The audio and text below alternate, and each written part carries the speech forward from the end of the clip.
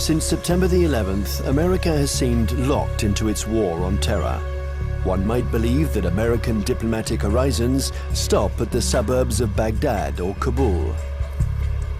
But while focusing on the vestiges of the World Trade Center, the country is secretly preparing for a new conflict, an undeclared war, but one that is the top priority for the intelligence community and the White House.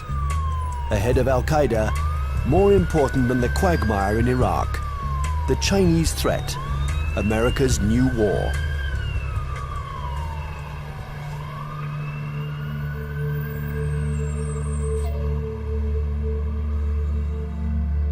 They have a term they call comprehensive national power, which is economic, political, military, all together, cultural. And they say this is the essence of China. This is the time for China to rise. Our time has come. This is the Tang Dynasty again. We are a great power. We are a world power. They are playing the old Sun Tzu game, winning the fight without firing a bullet, or that isn't what Sun Tzu said, but win the battle without losing men. That's the best way of winning. And I think they're very conscious of this, but they're willing to fight.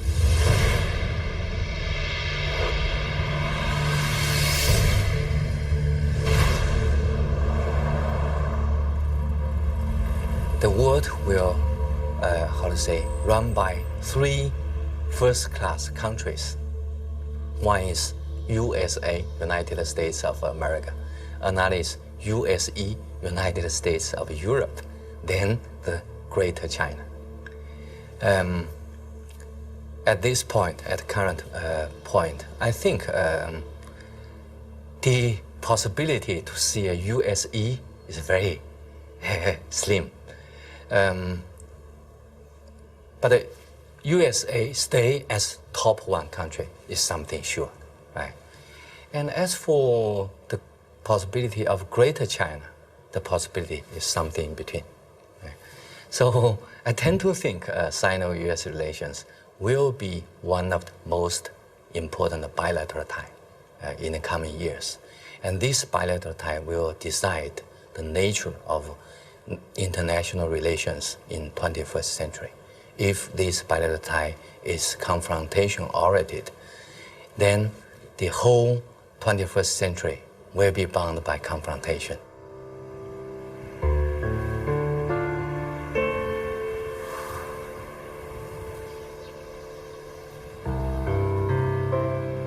Kinmen Island, the actual frontier between the two giants, and where the ultimate confrontation may take place. This little island belongs to Taiwan, but it is only 2 kilometers from the Chinese coast.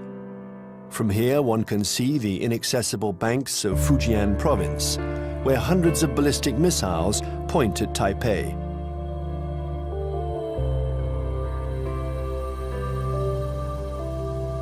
"24 hours a day, for 60 years, Taiwan has been watching Communist China.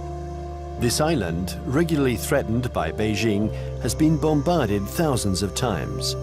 It has never surrendered. America has sent a message to Beijing. The fall of Kinmen would lead to a direct confrontation. We're in the Strait of Taiwan. It's here that a military clash might one day break out.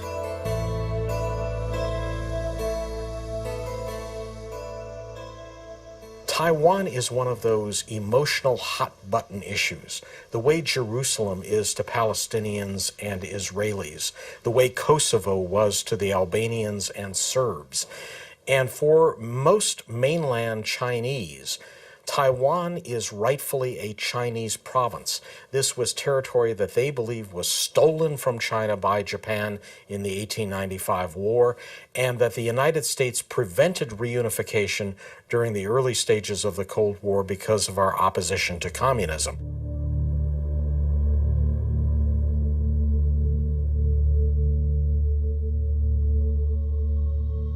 In 1996, here in the Straits of Taiwan, China and America engaged in their biggest military standoff. The ongoing elections in Taiwan annoyed the regime in Beijing. So the Chinese army decided to launch huge military maneuvers to test the Americans' reaction.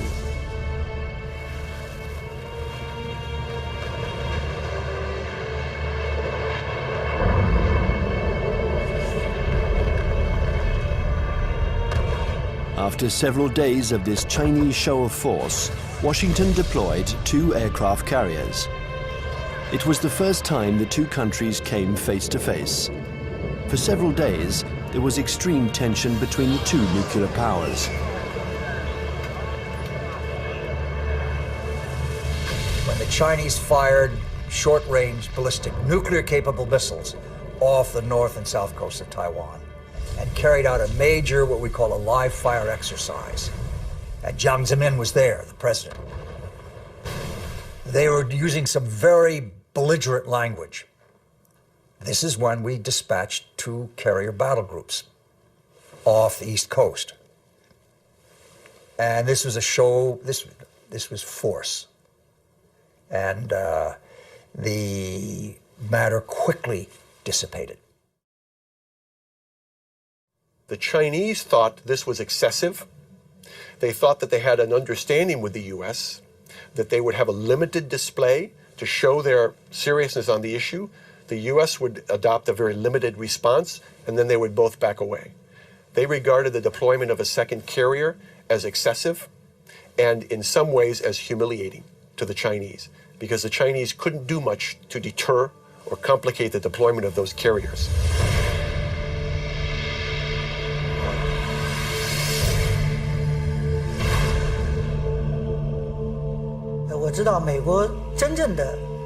I know this story well, and I can tell you that the truth is very different from the American propaganda. I was there in 1996. The Americans had promised to send an aircraft carrier to Taiwan for Election Day to protect Taiwan. But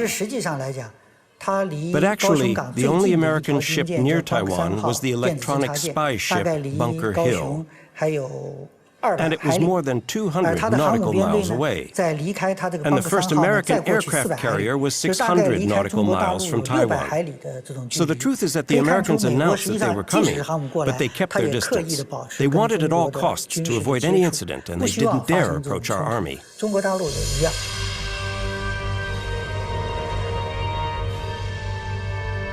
Even if the Americans didn't take much of a risk, in the eyes of the world, they reaffirmed a sacred principle of their foreign policy.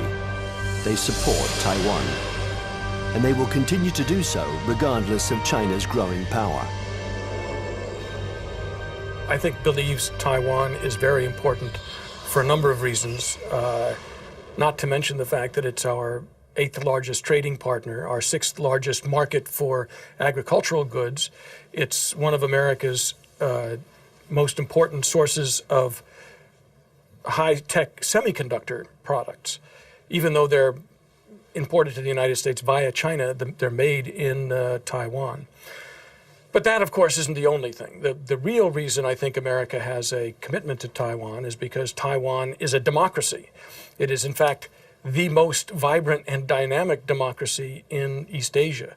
And it's a democracy that came to fruition under the pressure of the U.S. government, primarily the Congress, after 40 years of very tight authoritarian rule by a regime that came from mainland China. I think, however, the real reason that the United States, especially the Pentagon, is so concerned about Taiwan is that it has been a very strong defense and intelligence partner for the last 50 years, including the last 30 years since the breaking of relations with the Republic of China on Taiwan. We have still maintained a very strong defense relationship and a very strong intelligence collection relationship with Taiwan. I would say the United States is committed to Taiwan. This goes back historically a long, long way. World War II, we were there. And we were looking for a strong, unified, democratic China. Well, we got 2/3 of it. Strong and unified, not democratic. Now we're calling China a responsible stakeholder. We've got half of it. We've got a stakeholder, but not a responsible one yet. U.S. feels that we have an obligation, legal, moral, to Taiwan, that we cannot stand idly by and let this be taken over by what looks like an authoritarian, communist-influenced power. This cannot be.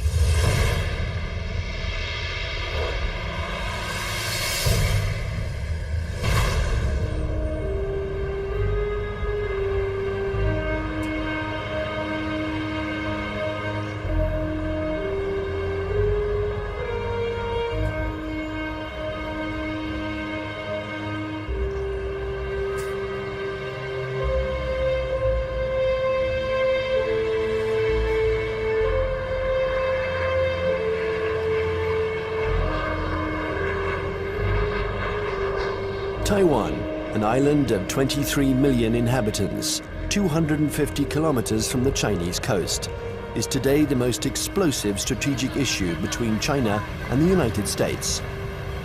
Taipei, the capital, flaunts its economic success. It is one of the biggest centers in the world for the electronics industry. A modern city, free, young, and always noisy. In 1895, Taiwan was invaded by Japan.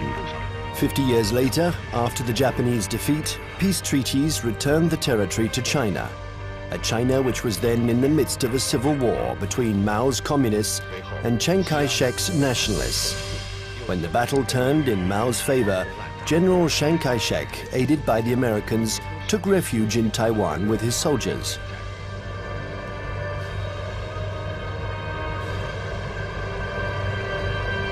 Since then, two Chinese governments have coexisted. In Beijing, the communist regime that controls the entire mainland. And in Taipei, the nationalist regime, having become little by little a democracy, calling itself the Republic of China, which rules only Taiwan.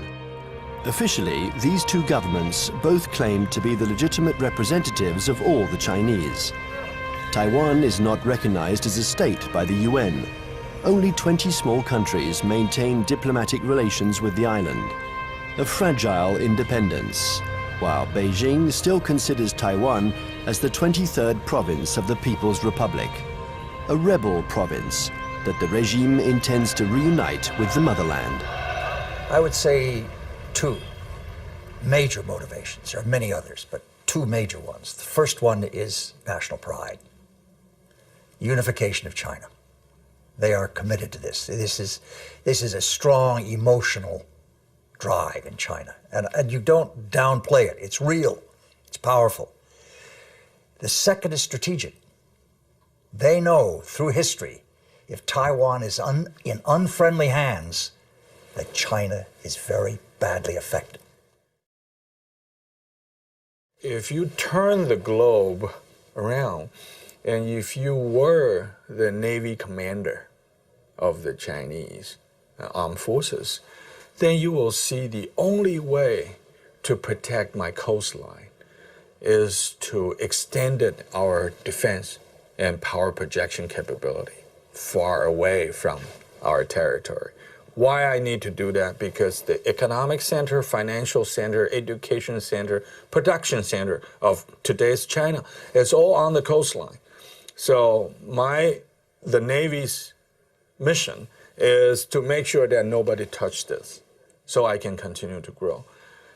To go out, you have a big stone right there. You can go other places, but there is a stopper, a stone blocking your way, and that's Taiwan. Now, Taiwan depends on the outcome of elections that could change its executive power and stock market risks that can endanger its economy. Beijing, nevertheless, has understood that whatever the mood on the island, especially when it is favorable to political reconciliation, the strategy must never change. Imperturbable, the communist regime continues.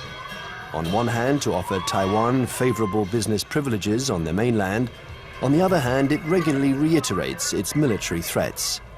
If the Taiwanese are too insistent about their desire for independence, they're going to have to fight for it. Whatever Taiwan's political tendencies, Beijing's position doesn't change one iota.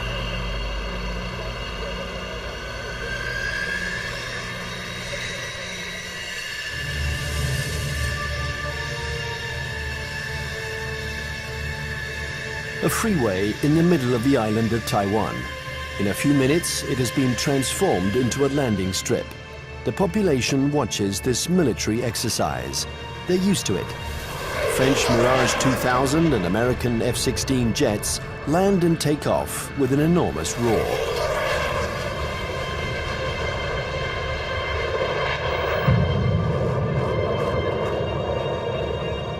Faced with the uncertainty of American support, Taiwan organizes its own defense.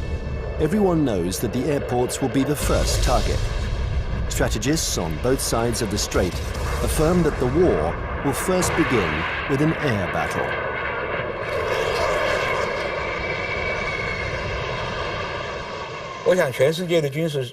I think that experts the world over know that it's very difficult to succeed with an invasion. We still remember Normandy. In a strait like ours, it's what's in the air that will make the difference. And we've always tried to keep a strategic advantage over China, our air superiority. But with the Chinese missiles, this equilibrium has been put into question. They can destroy our airports, and if they are destroyed, we lose our only advantage over China, our air superiority.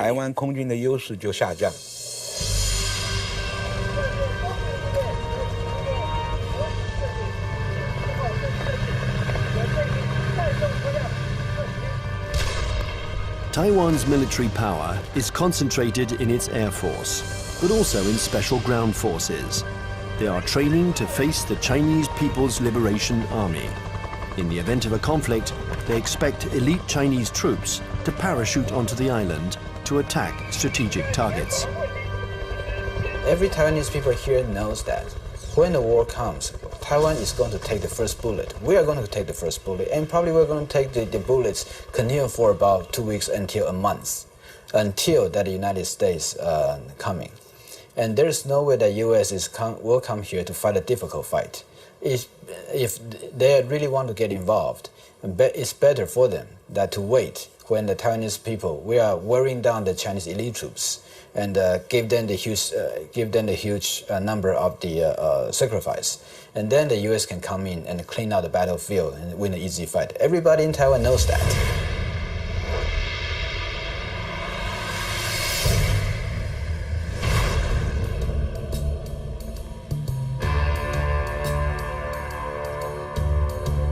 In Washington, the scenario of the next confrontation is a constant preoccupation. They know that Chinese military power has increased significantly, but how the Pentagon will react in case of a new Taiwan crisis remains a mystery. It's certainly not automatic, the support for Taiwan. It never has been. The United States has always maintained a policy of so-called strategic ambiguity, in which neither Beijing nor Taiwan can know clearly what the U.S. response might be under any given set of circumstances. I think that 10 years later, from 1996, the missile crisis in the Taiwan Strait, to 2007, we would approach the Taiwan issue with a little bit more caution. We would approach the Taiwan issue with a lot more caution. What this means, I think, is that we would be probably resupplying Taiwan by air.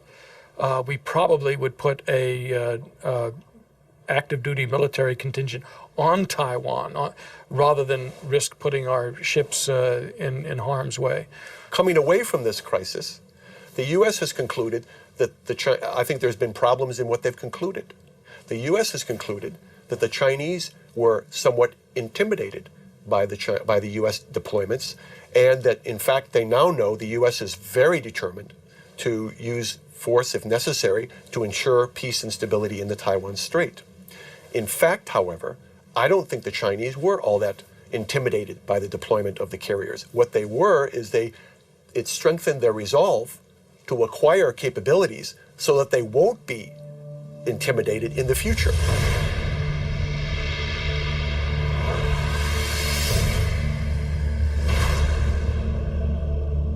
Since the 1996 confrontation between China and the United States around the Taiwan issue, I think China's military modernization speed up.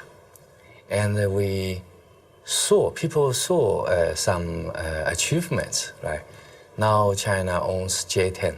That's the typical third generation fighter. And that made China is the third country that can independently produce the third generation firefighter. I think that's a strong signal to the US side, what achievement on military modernization on PLA side. If China's own terminal objective is trying to so-called unify Taiwan by using force to take over, I think their military capability is good enough. But I don't see that, because they're increasing their military budget over the last decade, almost every year, 2 digits.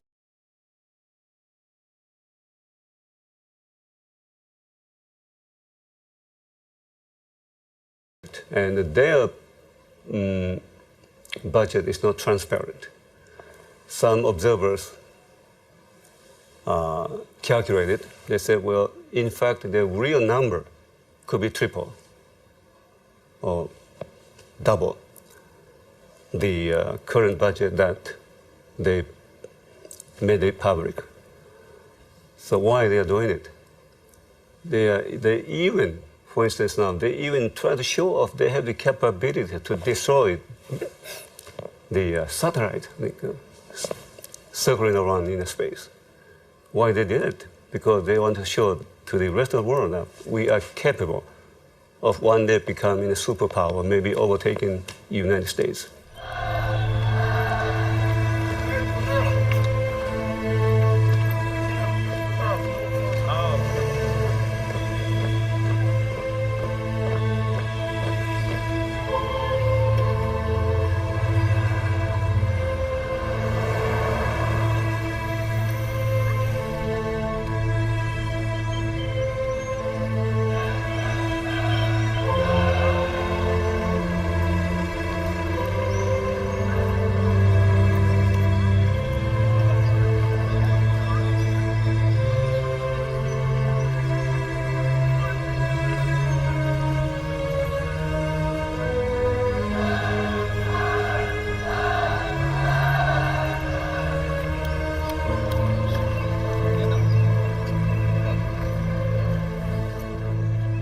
Frankly speaking, the status quo balance of power is still strongly in favor of the United States. But the situation of balance of power is under change. And I think time is on China's side.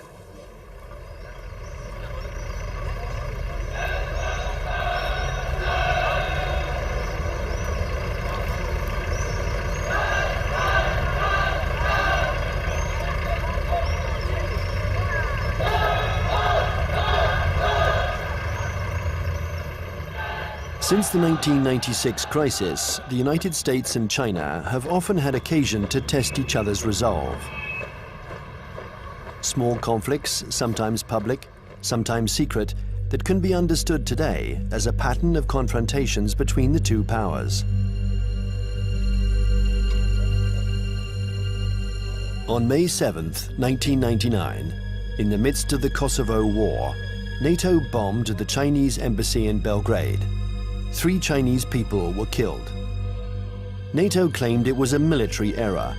CIA had apparently furnished the wrong maps. In answer to this provocation, the Chinese organized mass demonstrations in front of American embassies.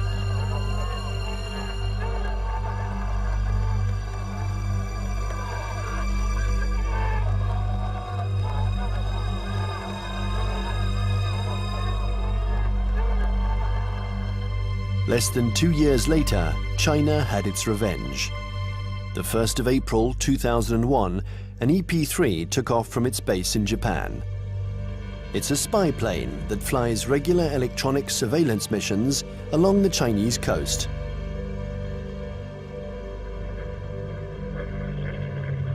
After 6 hours of flight, while still in international airspace, the American airplane was intercepted by 3 Chinese jets.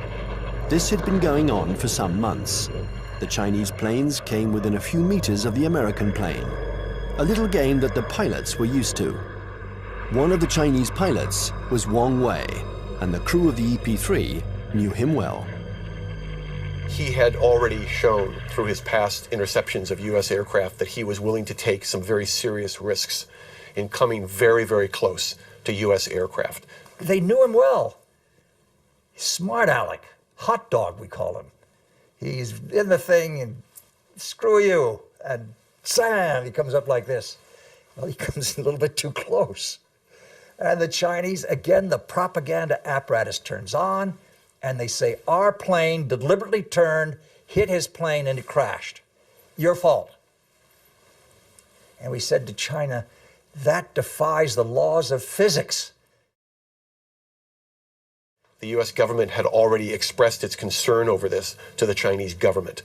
I think in this instance, he miscalculated, and he allowed his aircraft to get too close, and it struck the U.S. aircraft, and it damaged his aircraft in a way that forced him to crash.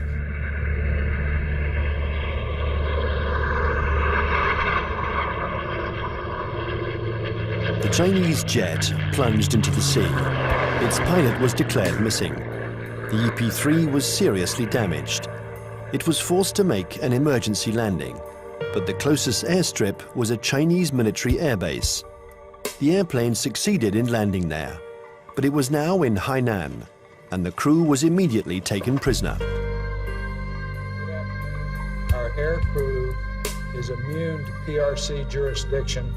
For the next 10 days, China and the US would perform a diplomatic ballet, each accusing the other of responsibility for the accident. Beijing refused to liberate the crew. This bought time for their military experts to inspect and dismantle the American airplane, which was jam-packed with secret defense equipment. Oh, they got the equipment from the plane, and they studied it and took all these things from it. Yeah, they got something. But I mean, it's no big deal. Finally, 10 days later, a letter from the US ambassador apologized for the death of the Chinese pilot, and the crew was freed. What was left of the EP-3 was loaded onto a huge Antonov transport plane. Direction, the United States.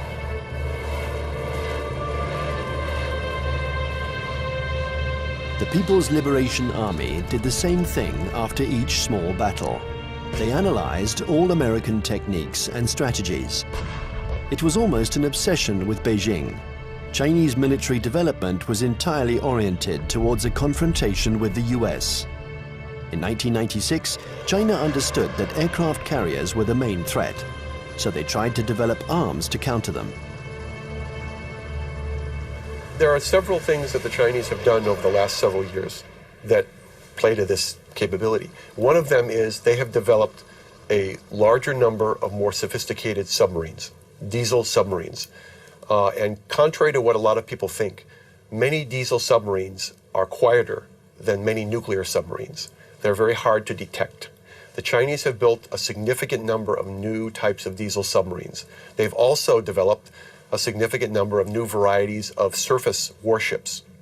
Both of these sets of capabilities have application to the Taiwan situation. And the Chinese have deployed the submarines in some instances to areas well beyond Taiwan. They've deployed them around Guam, which is now becoming an area of increased U.S. military presence in the Pacific. They've shown by doing this that they have the capability to deploy submarines into far deep water areas. And obviously this becomes a potential concern to any carrier battle group commander who wants to bring a carrier up close to Taiwan. We saw last October 26th, our carrier battle group, the Kitty Hawk, was in the waters in the vicinity of Okinawa.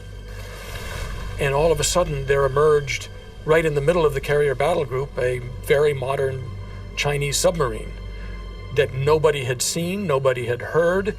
It came up within a few miles of the Kitty Hawk itself. And we know that this submarine is equipped with very advanced torpedoes, and that if it wanted to, it could have sunk our carrier. The Chinese know we are dependent on two things militarily in Asia. Number one, satellites. Number two, aircraft carriers. They have demonstrated to us they can take out each one. Will they ever do that? I doubt it. This is what you might call psychological warfare.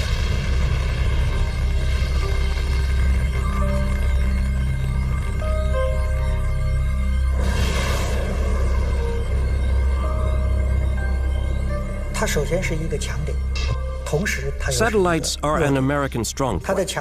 But if you look closely, they can also be a weak point. The U.S. relies on satellites to control their entire communications network, and that's a weakness. Today, and we were able to verify this during the last conflicts, the American military depends too much on its electronics and satellites. This dependence reminds me of the Greek legend. The powerful Achilles, who was invulnerable, except for his heel. And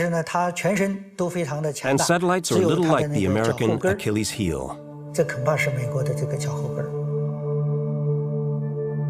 11th of September 2006, the People's Liberation Army launched a missile that destroyed one of its own satellites.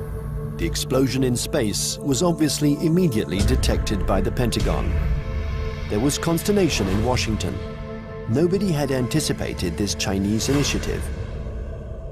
The Chinese have had an anti-satellite program for some time now, and it's designed primarily to, again, to deter the United States or to complicate U.S. decisions in the event of a crisis. So yes, I think the recent shot by the missile to fire against their own satellite and shoot down their own satellite was designed to convey a signal to the United States about the fact that the Chinese are not simply going to sit back, in their view, and allow the U.S. to have predominant influence.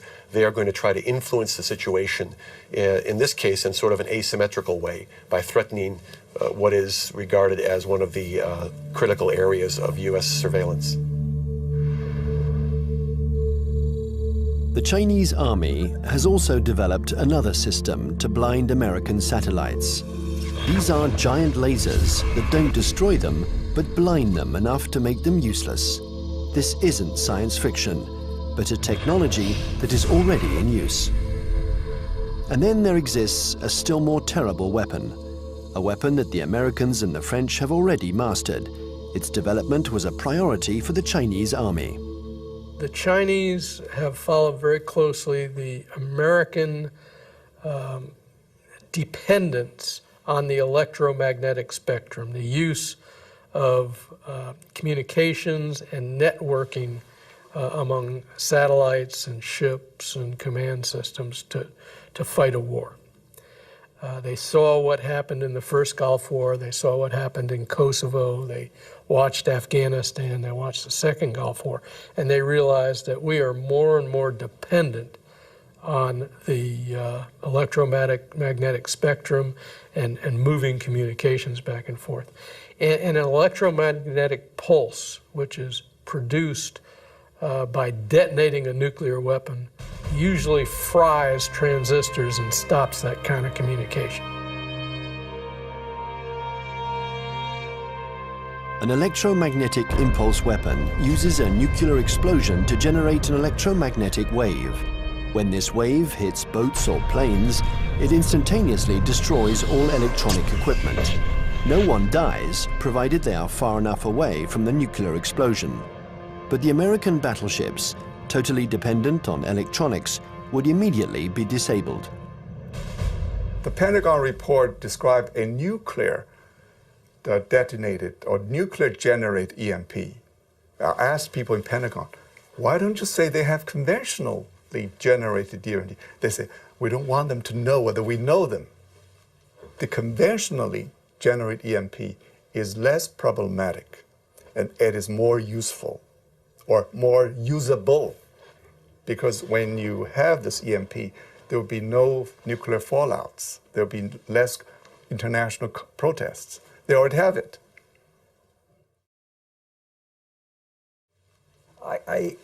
Yes, it is like shooting down the satellite, getting the submarine under the aircraft carrier, EP-3 incident off Hainan. It is, look, we mean business. You pay attention to what we're doing.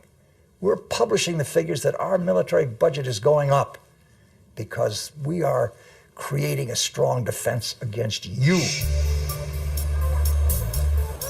China's developing power isn't only military. The regime has understood that it has to make use of every citizen, every business, every organization in its confrontation with the United States. An arms race wouldn't make sense against Washington. It's a war to control energy, the media, culture, and raw materials. And facing an America that overconsumes, that is deeply in debt, an America weakened by its own excesses, China counters with its best weapon, its breathtaking economic growth. The new threat isn't the classic military threat, direct confrontation between one country and another. Today it's no longer guns against guns, airplane against airplane, or tank against tank. Confrontation takes many forms, in many different areas. For example, in finance or the media, there can be attacks in all these areas. The object of these new kinds of conflicts is the same as in a conventional military confrontation, forcing the enemy to accept certain conditions. It's still war, but war today goes beyond this military domain. It's what we call an unrestricted war. One has to learn to decode the battles in this new war. Sometimes they are small events that seem harmless at first. Thus, on February 27, 2007, the main American stock indexes plunged. Paris had just lost 3%. New York is in an uproar. The cause of this mini crash began with a tornado that originated on the other side of the world, in Shanghai. Suddenly, and with no apparent reason, the stock market there lost 9%, and it took the whole planet down with it. Nobody really understands what happened, but in New York, they pondered the lesson. China had just shown that it could use its new economic power to destabilize its adversaries, above all when they are weakened, like the United States, by the subprime crisis. Beijing uses economy in several ways. First, by influence. In Southeast Asia, worldwide. They invest money when the leaders visit that capital. Then they sign some agreements. The second is what you said. They would only hint at something they might do. For instance, the now $1.2 trillion US foreign reserve of China as of the end of March 2007, 40% of them are deposited in United States Treasury bills. So if Beijing decides to transfer that to euros, it will be very painful for the United States. But Beijing doesn't need to say. It only hints here and there. And Washington feels a big headache. Thus, China and America multiply their battlefields. There is the piracy of Hollywood DVDs, the recall of Chinese toys by American builders, the reception of the Dalai Lama in Washington, the buying up of oil companies by Beijing, hundreds of conflicts. China and America think that they have to dominate in order to survive. The U.S. consumed over 35% of the whole, global consumption, right? 8 times as their population percentage. So they enjoy this position as the only superpower. Then they can get extra resources. So there is a bipartisan support stance for U.S. foreign policy. They will remain as the only world leader in the world.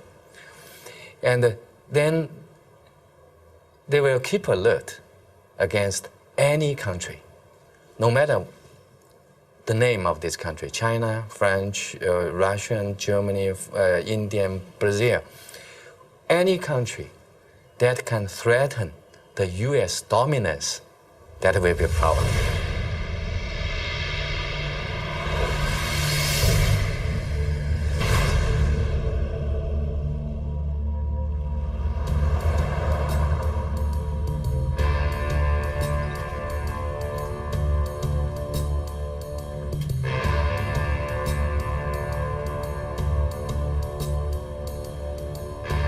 In Washington, China has become the major preoccupation of every administration.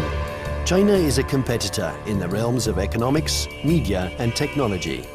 World hegemony is no longer measured by the number of nuclear warheads.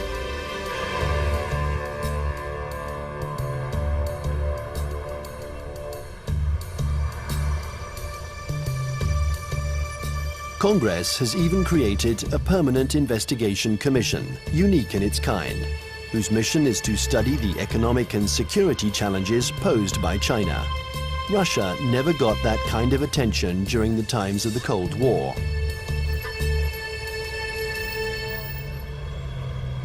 There is a global plan from China. They have two. One was started in March 1986, called the 863 program, and one in March 1997 called the 973 program. The first, the 863 program, called the Torch Plan, was a global plan designed to gather and bring to China dual-use technologies that could be used to improve China's technological base and economy and industry while improving its military capacity. And it's an organized thing, you know. Each industry every year from the central government gets goals and targets and objectives and gets told to send people out and go do that. So it is organized, and it's not perfect, but it's organized. And the 973 plan is a parallel designed to improve their capacity in basic research and innovation. People in the States pay too much attention to China. So there are some oversensitive on China. Then this oversensitive leads to a lot of, over-exaggerate conclusion. So that's no good to find the real fact. I think the real fact is that the economic power of China is still far ahead of, far lack of United States, not to mention military power.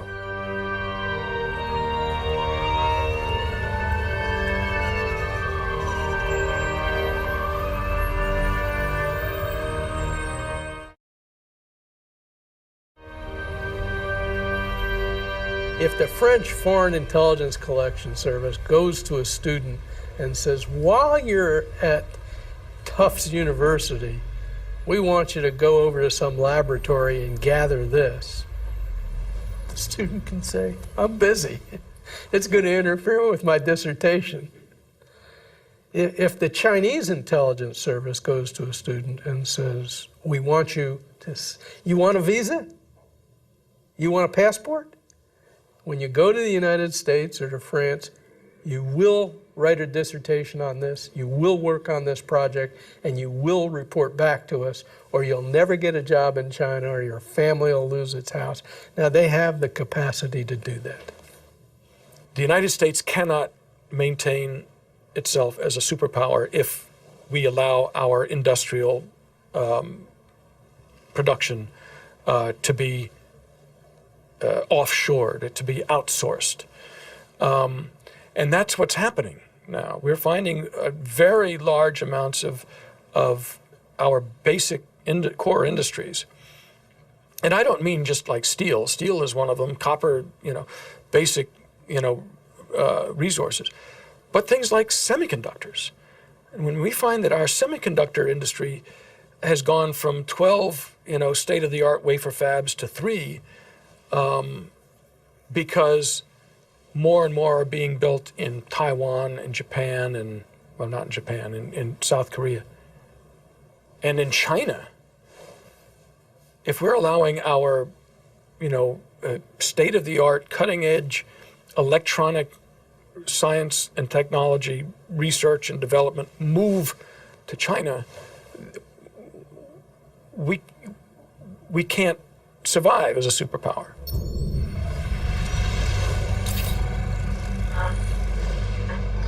This technological war culminates in cyberspace. China and the US have armies which are developing cyber soldiers who spy on or attack each other's computer networks.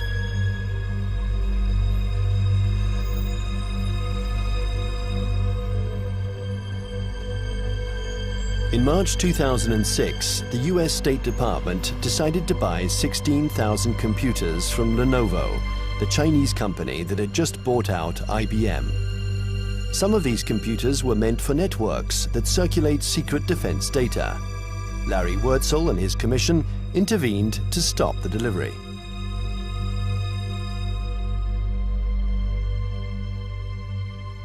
Having been an intelligence officer for a lot of years, 25 years in military intelligence, and having also for a part of that time worked on counterintelligence and signals intelligence, communications intelligence, that I knew it was technically possible to alter or embed either software or even hardware into a computer that would allow someone access to a whole network.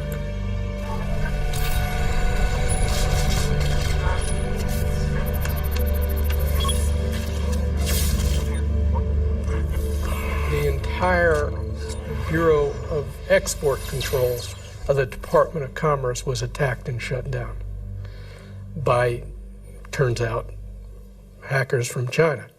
The State Department itself lost a bureau and all its computers by hackers from China. The National Defense University of the United States had its computer systems shut down, and the Naval War College had its computer system shut down. Other computer systems, government computer systems, have been attacked. And I think General Cartwright, the commander of the U.S. Strategic Command, has recently testified in front of Congress about this. So I knew these things were going on. There's more going on that we learn about on the Commission because we do have access to classified information. I can only say that in many cases, the United States knows these attacks are coming from China and knows that they're coming even from specific organizations in China. But I can't go into the details on who. The war on the internet is as old as the internet itself. And one can't say that this was a Chinese invention. In America, the CIA and NASA employ 25,000 people to work on the internet. They have the largest internet surveillance and listening centers. So it's true, war exists on the internet. The war has begun without a single missile being fired, without the world noticing. The war has begun in all of these new technologies. Many civil technologies also have military applications. This is especially true of the entire electronics industry and the internet. They're new battlefields in an unrestricted war. The media, finance, business, all these are included. It's a war because there is real antagonism, and both parties try to take advantage of their adversary. It's a new form of war, the unrestricted war.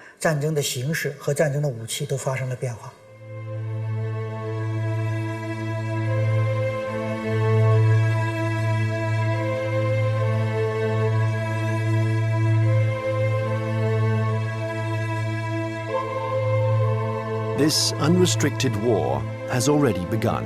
Almost everywhere in the world, there is a fight for oil, for water, for resources that are dwindling in the eyes of the West because of China's development.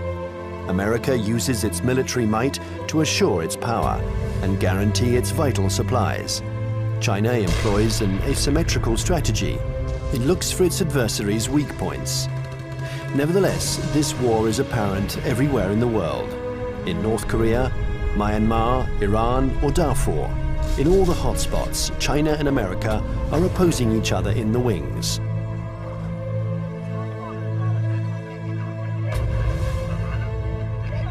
remember the words of Deng Xiaoping: there cannot be two tigers on the same hill.